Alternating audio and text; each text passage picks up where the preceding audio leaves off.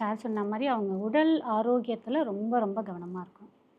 அதுலயும் வயிறு சார்ந்த பிரச்சனை, மர்ம உறுப்புகள்ல ரொம்ப கவனம் இருக்கணும் ஒண்ணு. அதுக்கப்புறம் அவங்களுக்கு எவ்வளோதான் சவாலான காலகட்டம் வந்தாலும், ஒரு விஷயமும் நெறைய முயற்சி எடுத்துக்கிட்டே இருப்பாங்க.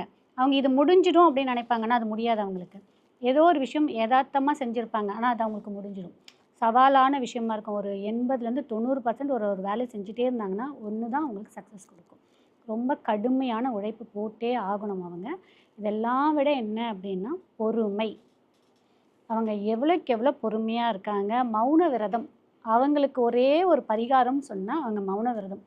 மௌன விரதமா எவ்வளோக்கு எவ்வளோ வாய மூடிக்கிட்டே இருக்காங்களோ, அவ்வளோக்கு அவ்வளோ ப்ராப்ளம் சால்வ் ஆகும். ஏன்னா, அவங்களுக்கே அவங்களே பிரச்சனை. ஒண்ணு. சார் சொன்ன மாதிரி, முற்பகுதியில அவங்க மனைவிக்கு உடல்நிலை, அவங்க லேடீஸா இருந்தாங்கன்னா கணவருக்குன்னு சொல்றாங்க பார்த்தீங்களா? பிற்பகுதியில கண்டிப்பா அவங்க ஹெல்த்ல கை வைக்கும். அதிர்ஷ்டம்ன்றது திடீர்னு வரும். அவங்க பணவரவு கன்டினியூஸா இருக்காது. ஆனா திடீர்னு ஒரு அதிர்ஷ்டம் வரும். அந்த மாரி இருக்கும். துர்க்கை வழிபாடு ஏன்னா இப்ப இருக்கக்கூடிய காலம் அவங்களுக்கு ஒரு சவாலான காலமும் சொல்லலாம். 50, 50 அப்படின்னும்போது துர்க்கையோட வழிபாடு ராகு காலத்தில செவ்வாய்க்கிழமையும் எடுத்துக்கலாம் அவங்க. ஞாயிற்றுக்கிழமையும் ராகுவையும், துர்க்கை அம்மனையும் ஒரே டைம். அதாவது நமக்கு ஞாயிற்றுக்கிழமை 4:30லேருந்து 6 ராகு காலம் வருது பார்த்தீங்களா?